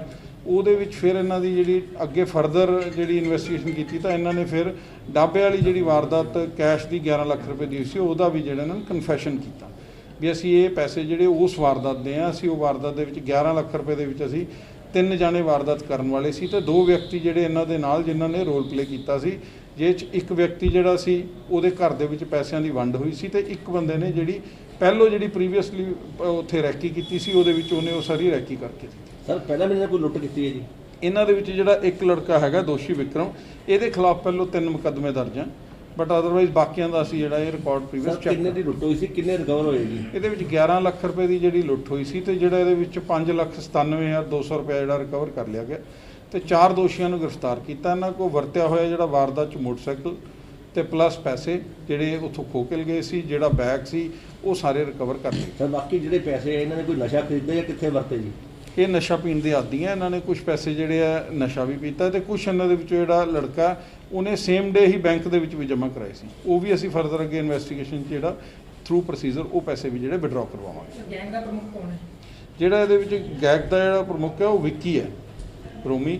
ਤੇ ਇਹਨਾਂ ਨੇ ਪਹਿਲੋਂ 3-4 ਦਿਨ ਲਗਾਤਾਰ ਰੈਕੀ ਕੀਤੀ, ਫਿਰ ਉਸ ਤੋਂ ਬਾਅਦ ਇਹਨਾਂ ਨੇ ਵਾਰਦਾਤ ਨੂੰ ਅੰਜਾਮ ਦਿੱਤਾ ਤੇ ਇਹਨਾਂ ਨੂੰ ਜਿਹੜਾ ਹੁਣ 4 ਵਿਅਕਤੀਆਂ ਨੂੰ ਗ੍ਰਿਫਤਾਰ ਕਰ ਲਿਆ। ਇੱਕ ਦੋਸ਼ੀ ਇਹਦੇ ਵਿੱਚ ਗ੍ਰਿਫਤਾਰ ਕਰਨਾ ਬਾਕੀ ਹੈ, ਜਿਸ ਕੋਲ ਕੁਝ ਜਿਹੜੀ ਪਾਰਟ ਜਿਹੜੇ ਪੈਸੇ ਆ ਉਹਦੇ ਕੋਲ ਵੀ ਹੈ ਤੇ ਉਹਨੂੰ ਜਲਦ ਗ੍ਰਿਫਤਾਰ ਸਰ ਗੈਸ ਏਜੰਸੀ ਦਾ ਕੋਈ ਕਰਿੰਦਾ ਵਿੱਚ ਹੈਗਾ ਜੀ? ਦੇਖੋ ਹੁਣ ਤੱਕ ਜਿਹੜੀ ਕੋਈ ਇਨਵੈਸਟੀਗੇਸ਼ਨ ਜਿਹੜੇ ਇਹਦੇ ਵਿੱਚ ਕਿਸੇ ਗੈਸ ਏਜੰਸੀ ਦੇ ਮੁਲਾਜ਼ਮ ਦੀ ਸ਼ਮੂਲੀਅਤ ਨਹੀਂ ਆਈ, ਬਟ ਜਿਹੜਾ ਹਜੇ ਚੌਥਾ ਬੰਦਾ 5ਵਾਂ ਬੰਦਾ ਜਿਹੜਾ ਗ੍ਰਿਫਤਾਰ ਕਰਨਾ ਬਾਕੀ ਹੈ ਉਹਨੂੰ ਵੀ ਡੂੰਘਾਈ ਨਾਲ ਇਸ ਗੱਲ ਦੀ ਪੜਤਾਲ। ਪੰਜਾਬ ਵਿੱਚ ਦਿਨੋ ਦਿਨ ਰਿਸ਼ਵਤਖੋਰੀ ਦੀਆਂ ਵਾਰਦਾਤਾਂ ਲਗਾਤਾਰ ਵਧਦੀਆਂ ਜਾ ਰਹੀਆਂ ਨੇ, ਜਿਸ ਦੇ ਮੱਦੇਨਜ਼ਰ ਕਿਸੇ ਨਾ ਕਿਸੇ ਜ਼ਿਲ੍ਹੇ ਤੋਂ ਰਿਸ਼ਵਤਖੋਰੀ ਦੀਆਂ ਖਬਰਾਂ ਸਾਹਮਣੇ ਆ ਰਹੀਆਂ ਨੇ। ਅਜਿਹਾ ਹੀ ਮਾਮਲਾ ਮਾਨਸਾ ਤੋਂ ਸਾਹਮਣੇ ਆਇਆ ਹੈ, ਵੇਖਦੇ ਹਾਂ ਇਸ ਖਾਸ ਰਿਪੋਰਟ ਦੇ ਵਿੱਚ। ਪੰਜਾਬ ਵਿੱਚ ਜਿੱਥੇ ਲੰਬੇ ਸਮੇਂ ਤੋਂ ਕੋਰੋਨਾ ਮਹਾਮਾਰੀ ਨੇ ਹਾਹਾਕਾਰ ਮਚਾਈ ਹੋਈ ਹੈ, ਉੱਥੇ ਹੀ ਕਈ ਲੋਕ ਕੁਝ ਮੁਨਾਫੇ ਲਈ ਲੋਕਾਂ ਦੀ ਸਿਹਤ ਨਾਲ ਖਿਲਵਾੜ ਕਰ ਰਹੇ ਨੇ, ਜਿਸ ਕਾਰਨ ਰਿਸ਼ਵਤਖੋਰੀਆਂ ਦੀਆਂ ਖਬਰਾਂ ਹਰ ਰੋਜ਼ ਫਰੰਟ ਲਾਈਨ ਤੇ ਸੁਰਖੀਆਂ ਬਣੀਆਂ ਰਹਿੰਦੀਆਂ ਨੇ। ਜਿੱਥੇ ਇਸ ਮਹਾਮਾਰੀ ਦੇ ਚੱਲਦਿਆਂ ਲੋਕ ਇਲਾਜ ਲਈ ਅਰਦਾਸਾਂ ਕਰਦੇ ਦਿਖਾਈ ਦੇ ਰਹੇ ਨੇ, ਉੱਥੇ ਹੀ ਕੁਝ ਲੋਕ ਟੇਢੇ ਹੱਥ ਰਾਹੀਂ ਪੈਸੇ ਲੈ ਕੇ ਲੋਕਾਂ ਨੂੰ ਖੂਬ ਲੁੱਟ ਰਹੇ ਨੇ। ਜਿੱਥੇ ਲੋਕ ਆਪਣੀ ਸਿਹਤ ਲਈ ਬਹੁਤ ਜ਼ਿਆਦਾ ਰੁਝਾਨ ਤੇ ਬਹੁਤ ਜ਼ਿਆਦਾ ਚਿੰਤਤ ਨੇ, ਉੱਥੇ ਹੀ ਇਸ ਦੇ ਚੱਲਦਿਆਂ ਲੋਕਾਂ ਦੀਆਂ ਫਰਜ਼ੀ ਰਿਪੋਰਟਾਂ ਵੀ ਤਿਆਰ ਕੀਤੀਆਂ ਜਾ ਰਹੀਆਂ ਨੇ, ਜਿਸ ਨੂੰ ਦੇਖਦੇ ਹੋਏ ਇੱਕ ਪਾਸੇ ਤਾਂ ਪੰਜਾਬ ਸਰਕਾਰ ਨੇ ਸੂਬੇ ਅੰਦਰ ਫਤਿਹ ਮਿਸ਼ਨ ਸ਼ੁਰੂ ਕੀਤਾ ਹੋਇਆ ਹੈ, ਉੱਥੇ ਪ੍ਰਸ਼ਾਸਨ ਦੀ ਦੇਖਰੇਖ ਹੇਠ ਰਿਸ਼ਵਤਖੋਰੀ ਦਾ ਕੰਮ ਜ਼ੋਰਾਂ ਤੇ ਚੱਲ ਰਿਹਾ ਹੈ, ਜਿਸ ਨੂੰ ਦੇਖ ਕੇ ਪੰਜਾਬ ਸਰਕਾਰ ਵੀ ਕਈ ਸਵਾਲਾਂ ਦੇ ਘੇਰੇ 'ਚ ਘਿਰਦੀ ਨਜ਼ਰ ਆ ਰਹੀ ਹੈ। ਅਜਿਹਾ ਹੀ ਮਾਮਲਾ ਮਾਨਸੇ ਦੇ ਸਿਵਲ ਹਸਪਤਾਲ ਤੋਂ ਸਾਹਮਣੇ ਆਇਆ ਹੈ, ਜੋ ਅੱਜ ਕੱਲ੍ਹ ਖੂਬ ਸੁਰਖੀਆਂ 'ਚ ਬਣਿਆ ਹੋਇਆ ਹੈ। ਮਿਲੀ ਜਾਣਕਾਰੀ ਮੁਤਾਬਕ ਇੱਥੇ ਸਿਵਲ ਹਸਪਤਾਲ 'ਚ ਮੋਟੇ ਪੈਸੇ ਵਸੂਲ ਕੇ ਫਰਜ਼ੀ ਡੋਪ ਟੈਸਟਿੰਗ ਅਤੇ ਫਰਜ਼ੀ ਅਪੰਗਤਾ ਦੇ ਸਰਟੀਫਿਕੇਟ ਬਣਾਏ ਜਾ ਰਹੇ ਨੇ। ਇੱਥੋਂ ਤੱਕ ਕਿ LMR ਰਿਪੋਰਟ ਵੀ ਮੋਟੀ ਰਕਮ ਲੈ ਕੇ ਬਦਲ ਦਿੱਤੀ ਜਾਂਦੀ ਸੀ, ਜਿਸ ਦੀ ਜਾਂਚ ਲਈ ਵਿਜੀਲੈਂਸ ਵਿਭਾਗ ਨੇ ਧਾਵਾ ਬੋਲ ਦਿੱਤਾ ਤੇ ਹਸਪਤਾਲ ਦੇ 6 ਕਰਮਚਾਰੀਆਂ ਨੂੰ ਗ੍ਰਿਫਤਾਰ ਕਰ ਲਿਆ। ਸੀਨੀਅਰ ਮੈਡੀਕਲ ਅਫਸਰ ਨੂੰ ਗ੍ਰਿਫਤਾਰ ਕਰਕੇ ਅਦਾਲਤ 'ਚ ਪੇਸ਼ ਕੀਤਾ ਗਿਆ ਤੇ ਉਸ ਨੂੰ 3 ਦਿਨ ਦੇ ਰਿਮਾਂਡ ਤੇ ਭੇਜਿਆ ਗਿਆ। ਉੱਥੇ ਇੱਕ MBBS ਡਾਕਟਰ ਸਮੇਤ 3 ਲੋਕ ਹਲੇ ਵਿਜੀਲੈਂਸ ਟੀਮ ਦੀ ਗ੍ਰਿਫਤ 'ਚੋਂ ਫਰਾਰ ਨੇ, ਜਿਸ ਦੀ ਜਾਣਕਾਰੀ ਵਿਜੀਲੈਂਸ ਦੇ SP ਬਠਿੰਡਾ ਪਰਮਜੀਤ ਸਿੰਘ ਵੱਲੋਂ ਦਿੱਤੀ ਗਈ ਹੈ। ਇਹ ਜਿਹੜਾ ਮੁਕੱਦਮਾ ਹੈ, ਇਸ ਦੇ ਵਿੱਚ ਜਿਹੜੇ ਨੇ ਕਈ ਪੱਖ ਸੀ ਇਸ ਮੁਕੱਦਮੇ ਦੇ। ਪਹਿਲਾ ਹੈ ਸੀ ਡੋਪ ਟੈਸਟ ਦੇ ਵਿੱਚ ਜਿਹੜੀ ਇਹ ਹੇਰਾਫੇਰੀ ਕੀਤੀ ਜਾ ਰਹੀ ਸੀ ਰਿਸ਼ਵਤ ਲੈ ਕੇ। ਇਹਨਾਂ ਦੇ ਵਿੱਚ ਇਸ ਇਲਾਕੇ ਦੇ ਵਿੱਚ ਕਿਉਂਕਿ ਕਾਫੀ ਜਿਹੜੇ ਲੋਕ ਨੇ ਉਹ ਭੁੱਕੀ ਵਗੈਰਾ ਜਾਂ ਹੋਰ ਇਸ ਤਰ੍ਹਾਂ ਦੇ ਨਸ਼ਿਆਂ ਦਾ ਇਸਤੇਮਾਲ ਕਰਦੇ ਨੇ। ਸਰਕਾਰ ਦੀਆਂ ਹਦਾਇਤਾਂ ਦੇ ਮੁਤਾਬਕ ਕਿਸੇ ਨੇ ਵੀ ਅਸਲਾ ਲਾਇਸੈਂਸ ਰੀਨਿਊ ਕਰਾਉਣਾ ਹੋਵੇ ਤਾਂ ਉਹਨਾਂ ਦਾ ਡੋਪ ਟੈਸਟ ਜ਼ਰੂਰੀ ਹੈ। ਤਾਂ ਜਿਨ੍ਹਾਂ ਲੋਕਾਂ ਨੂੰ ਇਹ ਖਦਸ਼ਾ ਹੁੰਦਾ ਸੀ ਵੀ ਉਹਨਾਂ ਦਾ ਜਿਹੜਾ ਡੋਪ ਟੈਸਟ ਦੇ ਵਿੱਚ ਉਹ ਪੋਜ਼ਿਟਿਵ ਪਾਏ ਜਾ ਸਕਦੇ ਨੇ, ਤਾਂ ਉਹ ਜਿਹੜੇ ਨੇ ਬੰਦੇ ਇਹਨਾਂ ਤੱਕ ਪਹੁੰਚ ਕਰਕੇ ਇਹ ਜਿਹੜੇ ਮੇਨ 3 ਬੰਦੇ ਸੀ, ਦਰਸ਼ਨ, ਵਿਜੇ ਤੇ ਜਿਹੜਾ ਤੇਜਿੰਦਰਪਾਲ ਹੈ, ਇਹਨਾਂ ਤੱਕ ਪਹੁੰਚ ਕਰਕੇ ਇਹਨਾਂ ਨੂੰ ਰਿਸ਼ਵਤ ਦੇ ਕੇ ਜਿਹੜਾ ਆਪਦਾ ਡੋਪ ਟੈਸਟ ਹੈ ਉਹ ਨੈਗੇਟਿਵ ਕਰਵਾ ਲੈਂਦੇ ਸੀ। ਇਹ ਤਫਤੀਸ਼ ਦੌਰਾਨ ਇਹ ਗੱਲ ਸਾਹਮਣੇ ਆਈ ਹੈ ਵੀ ਅਜਿਹੇ ਵਿਅਕਤੀਆਂ ਤੋਂ 10 ਤੋਂ 15,000 ਰੁਪਇਆ ਜਿਹੜਾ ਰਿਸ਼ਵਤ ਹਾਸਲ ਕੀਤੀ ਜਾਂਦੀ ਸੀ। ਹਰੇਕ ਇਹ 2 ਦਿਨ ਇਹ ਟੈਸਟ ਕੀਤੇ ਜਾਂਦੇ ਸੀ। ਇੱਥੇ 2 ਦਿਨਾਂ ਦੇ ਵਿੱਚ ਇੱਕ ਦਿਨ ਦੇ ਵਿੱਚ 6-7 ਵਿਅਕਤੀ ਇਸ ਤਰ੍ਹਾਂ ਦੇ ਆ ਜਾਂਦੇ ਸੀ, ਜਿਨ੍ਹਾਂ ਤੋਂ ਪੈਸੇ ਲੈ ਕੇ ਇਹ ਜਿਹੜੇ ਟੈਸਟ ਨੈਗੇਟਿਵ ਕੀਤੇ ਜਾਂਦੇ ਸੀ। ਇਸ ਤਰ੍ਹਾਂ ਇਹ ਹਰ ਮਹੀਨੇ ਜਿਹੜਾ 3 ਤੋਂ 4 ਲੱਖ ਰੁਪਇਆ ਇਸ ਤਰ੍ਹਾਂ ਰਿਸ਼ਵਤ ਦੇ ਰੂਪ ਵਿੱਚ ਇਕੱਠਾ ਕਰ ਲੈਂਦੇ ਸੀ, ਜਿਹਦੇ ਵਿੱਚੋਂ ਅੱਧੇ ਪੈਸੇ ਇਹ ਕਹਿੰਦੇ ਨੇ ਵੀ ਅਸੀਂ SMO ਨੂੰ ਦਿੰਦੇ ਸੀ, ਅੱਧੇ ਪੈਸੇ ਆਪਸ ਦੇ ਵਿੱਚ ਵੰਡ ਲੈਂਦੇ ਸੀ। ਇਹ ਇਸੇ ਤਰ੍ਹਾਂ ਹੀ ਜਿਹੜਾ ਹੈਗਾ ਦੂਜਾ ਪੱਖ ਹੈ ਆਯੁਸ਼ਮਾਨ ਭਾਰਤ ਸਿਹਤ ਬੀਮਾ ਯੋਜਨਾ ਹੈ। ਉਹ ਬਹੁਤ ਵਧੀਆ ਸਕੀਮ ਸੀ ਸਰਕਾਰ ਦੀ, ਗਰੀਬ ਲੋਕਾਂ ਵਾਸਤੇ 5 ਲੱਖ ਰੁਪਏ ਤੱਕ ਦਾ ਮੁਫਤ ਇਲਾਜ ਕਰਾ ਸਕਦੇ ਸੀ। ਇਸ ਹਸਪਤਾਲ ਦੇ ਵਿੱਚ ਸਾਰੀਆਂ ਫੈਸਿਲਿਟੀਆਂ ਹੋਣ ਦੇ ਬਾਵਜੂਦ ਵੀ ਇਹਨਾਂ ਨੇ ਪ੍ਰਾਈਵੇਟ ਹਸਪਤਾਲਾਂ ਤੋਂ ਪੈਸੇ ਲੈ ਕੇ ਉਹ ਜਿਹੜੇ ਕੇਸ ਨੇ ਪ੍ਰਾਈਵੇਟ ਹਸਪਤਾਲਾਂ ਨੂੰ ਰੈਫਰ ਕਰਨੇ ਸ਼ੁਰੂ ਕਰ ਦਿੱਤੇ। ਅਗਰ ਉਹ ਕੇਸ ਜਿਹੜੇ ਨੇ ਸਰਕਾਰੀ ਹਸਪਤਾਲਾਂ ਦੇ ਵਿੱਚ ਹੀ ਉਹਨਾਂ ਦੇ ਲੋਕਾਂ ਦੇ ਆਪਰੇਸ਼ਨ ਹੁੰਦੇ ਤਾਂ ਉਹਦੇ ਨਾਲ ਸਰਕਾਰ ਨੂੰ ਇਨਕਮ ਹੋਣੀ ਸੀ, ਹਸਪਤਾਲ ਦੇ ਜਿਹੜੇ ਖਰਚੇ ਚੱਲਣੇ ਸੀ। ਲੇਕਿਨ ਇਹਨਾਂ ਨੇ ਆਪਦੇ ਨਿੱਜੀ ਫਾਇਦੇ ਵਾਸਤੇ ਉਹ ਜਿਹੜੇ ਕੇਸ ਨੇ ਪੈਸੇ ਲੈ ਕੇ ਬਾਹਰ ਰੈਫਰ ਕਰਨੇ ਸ਼ੁਰੂ ਕਰ ਦਿੱਤੇ। ਉਹਦੇ ਵਿੱਚ ਵੀ ਜਿਹੜਾ ਹੈ ਸਾਨੂੰ ਕਾਫੀ ਸਬੂਤ ਸਾਡੇ ਹੱਥ ਲੱਗੇ ਨੇ। ਇਸ ਤੋਂ ਇਲਾਵਾ ਜਿਹੜੀ ਇਹ ਦਵਾਈਆਂ ਦੀ ਔਰ ਇੰਪਲਾਂਟਸ ਦੀ ਜਿਹੜੀ ਖਰੀਦ ਕੀਤੀ ਜਾਂਦੀ ਸੀ ਉਹਦੇ ਵਿੱਚ ਹੇਰਾਫੇਰੀ ਆਈ ਆ ਵੀ ਇੱਕੋ ਹੀ ਜਿਹੜੇ ਨਿਊ ਨੰਦੀ ਮੈਡੀਕਲ ਸਟੋਰ ਵਾਲੇ ਨੇ ਬਹੁਤ ਸਾਲਾਂ ਤੋਂ ਉਹਨਾਂ ਇਕੱਲਿਆਂ ਤੋਂ ਹੀ ਦਵਾਈਆਂ ਖਰੀਦੀਆਂ ਜਾ ਰਹੀਆਂ ਨੇ। ਔਰ ਜਿਹੜੀ ਸਰਕਾਰ ਨੇ ਦਵਾਈ ਖਰੀਦਣ ਵਾਸਤੇ ਜਾਂ ਹੋਰ ਇਸ ਤਰ੍ਹਾਂ ਦੇ ਜਿਹੜਾ ਸਾਜੋ ਸਮਾਨ ਖਰੀਦਣ ਵਾਸਤੇ ਪਾਲਿਸੀ ਬਣਾਈ ਹੋਈ ਹੈ, ਉਹ ਪਾਲਿਸੀ ਦਾ ਉਲੰਘਣ ਕਰਕੇ ਇਹ ਚੀਜ਼ਾਂ ਖਰੀਦੀਆਂ ਜਾ ਰਹੀਆਂ ਸੀ। ਬਲਕਿ ਜਿਹੜੀਆਂ ਕੋਟੇਸ਼ਨਾਂ ਹਾਸਲ ਕੀਤੀਆਂ ਜਾਂਦੀਆਂ ਸੀ, ਉਹ ਕੋਟੇਸ਼ਨਾਂ ਦੇ ਵਿੱਚੋਂ ਵੀ ਕਈ ਕੋਟੇਸ਼ਨਾਂ ਜਿਹੜੀਆਂ ਨੇ ਫਰਜ਼ੀ ਪਾਈਆਂ ਗਈਆਂ ਨੇ ਮੁੱਢਲੀ ਤਫਤੀਸ਼ ਦੇ ਦੌਰਾਨ। ਇਸ ਤੋਂ ਇਲਾਵਾ ਜਿਹੜਾ MLRs ਦੇ ਵਿੱਚ ਹੇਰਾਫੇਰੀ ਕਰਦੇ ਸੀ ਲੋਕ, ਇਹ ਜਿਹੜੇ ਲੋਕ ਸੱਟਾਂ ਫੇਟਾਂ ਲੜਾਈ ਝਗੜੇ ਦੇ ਵਿੱਚ ਇੱਥੇ ਦਾਖਲ ਹੁੰਦੇ ਸੀ, ਉਹਨਾਂ ਦੀ ਨੇਚਰ ਆਫ ਇੰਜਰੀ ਜਿਹੜੇ ਨਹੀਂ ਪੈਸੇ ਲੈ ਕੇ ਇਹ ਬਦਲਣ ਦਾ ਦਾਅਵਾ ਕਰਦੇ ਸੀ। ਇਹ ਕਾਫੀ ਪੈਸੇ ਲੋਕਾਂ ਤੋਂ 4-5 ਕੇਸ ਅਸੀਂ ਟਰੇਸ ਕੀਤੇ ਨੇ ਜਿਹਦੇ ਵਿੱਚ ਲੋਕਾਂ ਤੋਂ ਪੈਸੇ ਲਏ ਗਏ ਨੇ, ਲੋਕਾਂ ਨੇ ਐਫੀਡੇਵਿਟ ਦਿੱਤੇ ਨੇ। ਇੱਕ ਹੋਰ ਸੀ ਸਾਡਾ ਇਸ ਦਾ ਪੱਖ, ਜਿਹੜੇ ਡਿਸੇਬਿਲਟੀ ਸਰਟੀਫਿਕੇਟ ਜਾਰੀ ਕੀਤੇ ਨੇ, ਉਹਦੇ ਬਾਰੇ ਵੀ ਅਸੀਂ ਪੜਤਾਲ ਕਰ ਰਹੇ ਹਾਂ। ਅਸੀਂ ਕੁਝ ਮਹਿਕਮਿਆਂ ਤੋਂ ਜਿਹੜੀ ਇਹ ਜਾਣਕਾਰੀ ਇਕੱਠੀ ਕੀਤੀ ਹੈ ਕਿ ਪਿਛਲੇ ਕੁਝ ਸਾਲਾਂ ਦੇ ਵਿੱਚ ਕਿਹੜੇ ਵਿਅਕਤੀਆਂ ਨੂੰ ਡਿਸੇਬਿਲਟੀ ਦੇ ਆਧਾਰ 'ਤੇ ਤਰੱਕੀਆਂ ਦਿੱਤੀਆਂ ਗਈਆਂ ਨੇ ਜਾਂ ਜਿਹੜੇ ਨੇ ਕੋਈ ਭਰਤੀ ਕੀਤੀ ਗਈ ਹੈ, ਉਹ ਜਾਣਕਾਰੀ ਦੇ ਆਧਾਰ 'ਤੇ ਅਸੀਂ ਅਗਲੀ ਕਾਰਵਾਈ ਅਮਲ ਦੇ ਵਿੱਚ ਲਿਆਵਾਂਗੇ। ਇਸ ਤੋਂ ਇਲਾਵਾ ਅਸੀਂ ਤਫਤੀਸ਼ ਦੇ ਵਿੱਚ ਹੁਣ ਆਉਣ ਵਾਲੇ ਦਿਨਾਂ ਦੇ ਵਿੱਚ ਜਿਹੜੇ ਪ੍ਰਾਈਵੇਟ ਹਸਪਤਾਲਾਂ ਨੂੰ ਕੇਸ ਰੈਫਰ ਕੀਤੇ ਗਏ ਨੇ, ਉਹਨਾਂ ਨੂੰ ਉਹਦੇ ਬਾਰੇ ਵੀ ਅਸੀਂ ਜਿਹੜਾ ਹੈ ਬੁਲਾ ਕੇ ਸਾਰਾ ਰਿਕਾਰਡ ਵਾਚ ਰਹੇ ਹਾਂ ਕਿ ਉਹਦੇ ਵਿੱਚ ਕੋਈ ਜਿਹੜੇ ਰੈਫਰ ਕਰਨ ਦੇ ਵਿੱਚ ਫਰਜ਼ੀ ਦਸਤਖਤਾਂ ਦਾ ਇਸਤੇਮਾਲ ਵੀ ਕੀਤਾ ਜਾਣਾ ਪਾਇਆ ਗਿਆ ਹੈਗਾ, ਉਹਦੇ ਬਾਰੇ ਵੀ ਅਸੀਂ ਪੜਤਾਲ ਕਰ ਰਹੇ ਹਾਂ। ਕੁਝ ਹੋਰ ਪੱਖ ਨੇ ਇਸ ਤੋਂ ਕੇਸ ਤੋਂ ਬਾਹਰਲੇ, ਉਹ ਵੀ ਅਸੀਂ ਜਿਵੇਂ ਕੁਝ ਭਰਤੀ ਕੀਤੀਆਂ ਗਈਆਂ ਨੇ ਇਹਨਾਂ ਨੇ ਜਾਂ ਹੋਰ ਕਿਸੇ ਪਾਸੇ ਪੈਸੇ ਖਰਚੇ ਗਏ ਨੇ, ਉਹ ਵੀ ਸਾਡੀ ਜਾਂਚ ਦਾ ਵਿਸ਼ਾ ਹੋਏਗਾ। ਪੰਜਾਬ 'ਚ ਰਿਸ਼ਵਤਖੋਰੀ ਦੇ ਮਾਮਲਿਆਂ ਤੇ ਕਦੋਂ ਤੱਕ ਨੱਥ ਪਵੇਗੀ ਤੇ ਇਸ ਮਾਮਲੇ 'ਚ ਫਰਾਰ ਆਰੋਪੀਆਂ ਨੂੰ ਕਦੋਂ ਤੱਕ ਪੁਲਿਸ ਗ੍ਰਿਫਤਾਰ ਕਰੇਗੀ, ਇਹ ਤਾਂ ਆਉਣ ਵਾਲਾ ਸਮਾਂ ਹੀ ਦੱਸੇਗਾ। ਮਾਨਸਾ ਤੋਂ ਪੱਤਰਕਾਰ ਜਗਦੀਸ਼ ਬਾਂਸਲ ਦੀ ਰਿਪੋਰਟ। ਲੁਧਿਆਣਾ ਦੇ ਡੁਗਰੀ ਇਲਾਕੇ 'ਚ ਬਣਿਆ ਸਹਿਮ ਦਾ ਮਾਹੌਲ। ਮਿਲੀ ਜਾਣਕਾਰੀ ਮੁਤਾਬਕ ਇੱਥੇ ਇੱਕ 23 ਸਾਲਾ ਪ੍ਰਵਾਸੀ ਮਜ਼ਦੂਰ ਨੇ ਪੱਖੇ ਨਾਲ ਲਟਕ ਕੇ ਖੁਦਕੁਸ਼ੀ ਕਰ ਲਈ ਹੈ। ਯੂਪੀ ਦਾ ਰਹਿਣ ਵਾਲਾ ਇਹ ਮਜ਼ਦੂਰ ਇੱਥੇ ਕੰਮ ਕਰਨ ਆਇਆ ਸੀ, ਜਿਸ ਨੇ ਪੱਖੇ ਨਾਲ ਫੰਦਾ ਲਾ ਕੇ ਜੀਵਨ ਲੀਲਾ ਖਤਮ ਕਰ ਲਈ। ਇਸ ਬਾਰੇ ਜਾਣਕਾਰੀ ਦਿੰਦੇ ਹੋਏ ਮਕਾਨ ਮਾਲਕ ਨੇ ਦੱਸਿਆ ਕਿ ਰਾਤ ਨੂੰ ਇੱਥੇ ਸੌਣ ਲਈ ਆਇਆ ਕਰਦਾ ਸੀ ਤੇ ਜਿਸ ਦੀ ਸਵੇਰੇ ਕਮਰੇ ਵਿੱਚੋਂ ਲਾਸ਼ ਮਿਲੀ ਹੈ। ਉਧਰ ਜਾਂਚ ਅਧਿਕਾਰੀ ਪ੍ਰਿਤਪਾਲ ਸਿੰਘ ਦਾ ਕਹਿਣਾ ਹੈ ਕਿ ਲਾਸ਼ ਨੂੰ ਕਬਜ਼ੇ ਵਿੱਚ ਲੈ ਕੇ ਅਗਲੇਰੀ ਜਾਂਚ ਕੀਤੀ ਜਾ ਰਹੀ ਹੈ।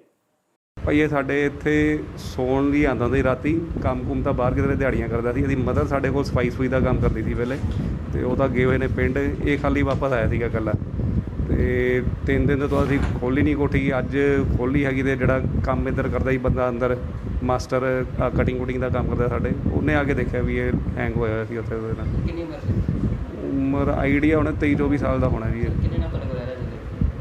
ਇੱਥੇ ਆਪਣੀ ਮਦਰ ਦੇ ਨਾਲ ਤਾਂ ਜੀ ਪਹਿਲਾਂ ਤੋਂ ਹੀ ਰਹਿੰਦਾ ਪਿਆ ਹੈਗਾ, ਕਾਫੀ ਦੇਰ ਤੋਂ ਹੀ ਰਹਿ ਰਿਹਾ ਹੈਗਾ। ਤਾਂ ਮਦਰ ਦੇ ਨਾਲ ਤਾਂ 5-6 ਸਾਲ ਹੋ ਗਏ ਇਹਨਾਂ ਨੂੰ ਰਹਿੰਦੇ ਇੱਥੇ। ਮੇਰੀ ਮਦਰ ਵਗੈਰਾ ਰਹਿੰਦੇ ਸੀ ਜਦੋਂ।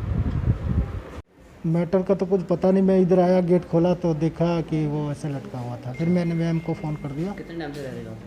रहता नहीं हूँ, यहाँ काम करता हूँ। बंदा कहाँ कितने टाइम का रह रहा है? ये मुझे नहीं मालूम है। अच्छा। हाँ, मैं अभी यहाँ थोड़े दिन से काम कर रहा तो हूँ। आपने पुलिस को बुला लिया? मैम को बुलाया, मैम ने पुलिस को बुला लिया। ਇਹ ਰੋਹਿਤ ਕੁਮਾਰ ਜੀ ਨੇ, ਇਸ ਕੋਠੀ ਦੇ ਮਾਲਕ ਨੇ ਜਿਹੜੇ, ਇਹਨਾਂ ਨੇ ਸਾਨੂੰ ਦੱਸਿਆ ਵੀ ਇੱਦਾਂ ਕਰਕੇ ਹੀਮਰਾਜ ਉਰਫ ਛੋਟੂ ਹੈ ਜਿਹੜਾ, ਉਹਨੇ ਸੁਸਾਈਡ ਕਰ ਲਿਆ ਗਲਬਾਤ ਆ ਕੇ, ਜਿਸ 'ਤੇ ਅਸੀਂ ਮੌਕਾ 'ਤੇ ਆਏ ਹਾਂ ਤੇ ਕਾਰਵਾਈ ਅਮਲ 'ਚ ਲਿਆਂਦੀ ਜਾ ਰਹੀ ਹੈ। ਇਹਦੇ ਜਿਹੜੇ ਰਿਸ਼ਤੇਦਾਰ ਨੇ ਉਹ ਯੂਪੀ ਦੇ ਰਹਿਣ ਵਾਲੇ, ਵੀ ਪਿੱਛੋਂ ਯੂਪੀ ਦਾ ਰਹਿਣ ਵਾਲਾ ਸੀ, ਤੇ ਪੋਸਟਮਾਰਟਮ ਕਰਵਾਇਆ ਜਾਵੇਗਾ। ਜੈਸੀ ਸੂਰਤ ਵੈਸੀ ਕਾਰਵਾਈ ਅਮਲ ਵਿੱਚ ਲਿਆਂਦੀ ਜਾਊਗੀ। ਦੁਨੀਆ ਭਰ 'ਚ ਕਰੋਨਾ ਵਾਇਰਸ ਕਾਰਨ ਜਿੱਥੇ ਕਾਫੀ ਹਾਲਾਤ ਮਾੜੇ ਹੋ ਰਹੇ ਨੇ, ਉੱਥੇ ਇਸ ਦਾ ਸਾਹਮਣਾ ਉਹਨਾਂ ਲੋਕਾਂ ਨੂੰ ਵੀ ਕਰਨਾ ਪੈ ਰਿਹਾ ਜੋ ਦੂਜੇ ਦੇਸ਼ਾਂ 'ਚ ਰੋਜ਼ੀ ਰੋਟੀ ਕਮਾਉਣ ਲਈ ਗਏ ਸਨ। ਅਜਿਹਾ ਮਾਮਲਾ ਇਸ ਸਮੇਂ ਆਇਆ ਜਦੋਂ ਬੀਤੇ ਦਿਨ ਕੁਝ ਦਿਨ ਪਹਿਲਾਂ ਪੰਜਾਬ ਤੋਂ ਮਲੇਸ਼ੀਆ ਗਏ ਕੁਝ ਲੋਕਾਂ ਨੇ ਵੀਡੀਓ ਬਣਾ ਕੇ ਭਾਰਤ ਸਰਕਾਰ ਨੂੰ ਗੁਹਾਰ ਲਗਾਈ ਕਿ ਉਹਨਾਂ ਦੀ ਘਰ ਵਾਪਸੀ ਕਾਰਵਾਈ ਕੀਤੀ ਜਾਵੇ। ਉਹ ਇੱਥੇ ਕਾਫੀ ਸਮੱਸਿਆ ਦਾ ਸਾਹਮਣਾ ਕਰ ਰਹੇ ਨੇ, ਜਿਸ ਦੀ ਜਾਣਕਾਰੀ ਕੇਂਦਰੀ ਮੰਤਰੀ ਹਰਸਿਮਰਤ ਕੌਰ ਬਾਦਲ ਨੂੰ ਦਿੱਤੀ ਗਈ ਸੀ, ਜਿਨ੍ਹਾਂ ਨੇ ਇਸ ਤੇ ਕਾਰਵਾਈ ਕਰਦਿਆਂ ਹਰਸਿਮਰਤ ਕੌਰ ਬਾਦਲ ਨੇ ਭਾਰਤ ਸਰਕਾਰ ਨੂੰ ਅਪੀਲ ਕੀਤੀ ਕਿ ਮਲੇਸ਼ੀਆ 'ਚ ਫਸੇ ਲੋਕਾਂ ਨੂੰ ਵਾਪਸ ਬੁਲਾਇਆ ਜਾਵੇ। ਇਸ ਦੇ ਤਹਿਤ ਹੀ ਸਪੈਸ਼ਲ ਉਡਾਨ ਰਾਹੀਂ 221 ਲੋਕ ਅੰਮ੍ਰਿਤਸਰ 에ਅਰਪੋਰਟ ਤੇ ਪਹੁੰਚੇ, ਜਿਸ ਦੇ ਲਈ ਇਹਨਾਂ ਯਾਤਰੀਆਂ ਦੇ ਪਰਿਵਾਰਕ ਮੈਂਬਰਾਂ ਨੇ ਹਰਸਿਮਰਤ ਕੌਰ ਬਾਦਲ ਦਾ ਧੰਨਵਾਦ ਕੀਤਾ। पति आ रहा है, खुशी होता है ना। 6 मंथ हो गया, फ़ोन नहीं हुआ उन लोगों के साथ। 6 महीने के बाद अभी देखना है, तो मैं हरसिमरत कौर को थैंक यू बोलना चाहता हूँ। प्लस एक पोल पाजी है, मलेशिया हेल्पिंग लाइन में बैठा है, तो एक राजवीर सिस्टर है, उसको भी बहुत बहुत धन्यवाद करना चाहता हूँ कि उन लोगों के साथ मैं 4 मंथ हो गया बात किया कि मैं उन लोगों के आगे बहुत बोला कि पाजी सिस्टर मेरा हस्बैंड जैसे भी ला दो मेरे को, तो उन लोगों ने बहुत हेल्प कर रहा है। मैं अकेली को नहीं, सारे को हेल्प कर रहा है उनने। तो आगे भी 600-700 बंदा फंसा है। तो मैं इतना ही बोलना चाहता हूँ कि सबको कि प्लीज़ पोल डोली और राजवीर सिस्टर को जितना सकता है उतना हेल्प करो। तो आप लोग प्लीज़ सकते हो तो प्लीज़ थोड़ा थोड़ा डोनेट भी कर दो, क्योंकि उधर बहुत ज़्यादा पंजाबी बंदा, इंडिया का बंदा ना बीमार होके हॉस्पिटल पे फंसा है, उन लोगों को उद्धार हो सके। मैडम को क्या कहना चाहते हो? हरसिमरप्रीत कौर को बहुत बहुत ज़्यादा धन्यवाद। मेरे को बहुत जगह में गया, 4 मंथ में बहुत जगह ढूंढा, बहुत जगह मंत्री के पास गया, लेकिन लास्ट में जाके हरसिमरप्रीत कौर ने मेरे को ये काम सफल कर दिया, इसलिए मैडम को बहुत बहुत थैंक यू। ਅਸੀਂ ਭੈਣ ਜੀ ਦਾ ਸਿੰਘ ਜੀ ਜਮਾਨ ਦਾ ਕਰਨਾ ਚਾਹੁੰਦੇ ਧੰਨਵਾਦ ਕਿ ਸਾਡੇ ਬੱਚੇ ਸਾਡੇ ਕੋਲ ਪਹੁੰਚਾਏ ਗਏ ਆ। ਅਸੀਂ ਬਹੁਤ ਜ਼ਿਆਦਾ ਖੁਸ਼ ਹਾਂ ਕਿ ਜਿੰਨੇ ਬੱਚੇ ਬਾਕੀ ਵਾਪਸ ਰਹਿੰਦੇ ਆ ਕਿ ਉਹ ਵੀ ਲਿਆਂਦੇ ਜਾਣ, ਮਾਵਾਂ ਦੇ ਪੁੱਤ ਭੈਣਾਂ ਦੇ ਭਰਾ, ਤੇ ਅਸੀਂ ਬਹੁਤ ਧੰਨਵਾਦ ਉਹਦਾ ਕਰਦੇ ਹਾਂ। ਮੁਸੀਬਤ ਉਹਨਾਂ ਨੂੰ ਆਈ ਹੈ ਜੀ? ਬਹੁਤ ਜ਼ਿਆਦਾ ਵੀਰ ਮੁਸੀਬਤ ਆਈ ਆ ਕਿ ਦੱਸ ਨਹੀਂ ਸਕਦੇ ਕੁਝ ਵੀ। ਠੀਕ, ਬਹੁਤ ਬਹੁਤ ਮਿਹਰਬਾਨੀ ਉਹਨਾਂ ਦੀ ਕਿ ਅਸੀਂ ਅੱਕ ਗਏ ਆ, ਸਾਡੇ ਨਾਲ ਧੋਖਾ ਹੋਇਆ ਬਹੁਤ ਵੱਡਾ। ਹਾਂ, ਮਤਲਬ ਕਿ ਕਰੋਨਾ ਵਾਇਰਸ ਕਰਕੇ ਬਹੁਤ ਉਹਨਾਂ ਨੂੰ ਹਾਂ ਬਹੁਤ ਮੁਸੀਬਤ ਆਈ ਹੈ, ਬਹੁਤ ਜ਼ਿਆਦਾ। ਹਾਂ, ਬਹੁਤ ਮੈਡਮ ਨੂੰ ਕੀ ਕਹਿਣਾ ਚਾਹੋਗੇ? ਸਿਮਰਤ ਮੈਡਮ ਧੰਨਵਾਦ ਕਰਦੇ ਬਹੁਤ ਬਹੁਤ ਉਹਦਾ ਕਿ ਬੱਚੇ ਸਾਡੇ ਲਿਆਂਦੇ ਆ, ਜਿਹੜੇ ਬਾਕੀ ਦੇ ਬੱਚੇ ਫਸੇ ਆ ਉਹ ਵੀ ਮਿਹਰਬਾਨੀ ਕਰਕੇ ਲਿਆਂਦੇ ਜਾਣ। मेरा नाम गुसाहिल है। क्या कहना चाहते हो आज आप एयरपोर्ट पे आए? मेरा मामा आ रहा है वो हाँ, आगे आगे आगे किसको धन्यवाद करना चाहते हो? बादल मैडम, थैंक यू। कहाँ गए थे आपको पता? मलेशिया। आज आप लेने आए हो उनको? ਜਾਂਦੇ ਜਾਂਦੇ ਇੱਕ ਵਾਰੀ ਫਿਰ ਰੁਕ ਕਰਦੇ ਹਾਂ ਅੱਜ ਦੀਆਂ ਸੁਰਖੀਆਂ ਵਾਲਾ। ਸਤਲੁਜ ਦਰਿਆ ਦੇ ਪਾਣੀ ਨੇ ਫੇਰਿਆ ਕਈ ਲੋਕਾਂ ਦੀਆਂ ਆਸਾਂ ਤੇ ਪਾਣੀ, ਪਿੰਡ ਵਾਸੀਆਂ ਦਾ ਕਹਿਣਾ ਨਾਜਾਇਜ਼ ਮਾਈਨਿੰਗ ਦੇ ਚੱਲਦੇ ਹੋਇਆ ਨੁਕਸਾਨ। ਅਬੋਹਰ 'ਚ ਦੇਰ ਸ਼ਾਮ ਬਣਿਆ ਮਾਹੌਲ ਤਣਾਅਪੂਰਨ, ਜਾਇਦਾਦ ਦੀ ਵੰਡ ਨੂੰ ਲੈ ਕੇ ਦੋ ਭਰਾਵਾਂ ਵਿਚਕਾਰ ਹੋਈ ਖੂਨੀ ਝੜਪ। ਮਾਨਸਾ ਦਾ ਸਿਵਲ ਹਸਪਤਾਲ ਆਇਆ ਸੁਰਖੀਆਂ 'ਚ, ਫਰਜ਼ੀ ਰਿਪੋਰਟਾਂ ਬਣਾਉਣ ਦੇ ਆਰੋਪ ਲੱਗਣ ਤੇ ਵਿਜੀਲੈਂਸ ਟੀਮ ਨੇ ਮਾਰਿਆ ਛਾਪਾ। ਲੁਧਿਆਣਾ 'ਚ ਹੋਈ 11 ਲੱਖ ਰੁਪਏ ਦੀ ਲੁੱਟ ਤੇ ਪੁਲਿਸ ਨੂੰ ਮਿਲੀ ਵੱਡੀ ਕਾਮਯਾਬੀ, ਲੁੱਟ ਕਰਨ ਵਾਲੇ 4 ਆਰੋਪੀਆਂ ਨੂੰ ਪੁਲਿਸ ਨੇ ਦਬੋਚਿਆ। ਅੱਜ ਦੇ ਬੁਲੇਟਿਨ ਦੇ ਵਿੱਚ ਇੰਨਾ ਹੀ, ਮੈਨੂੰ ਦਿਓ ਇਜਾਜ਼ਤ, ਸਤਿ ਸ਼੍ਰੀ ਅਕਾਲ। This show is sponsored by Ashoka Tandoori Range. Enjoy the Indian taste.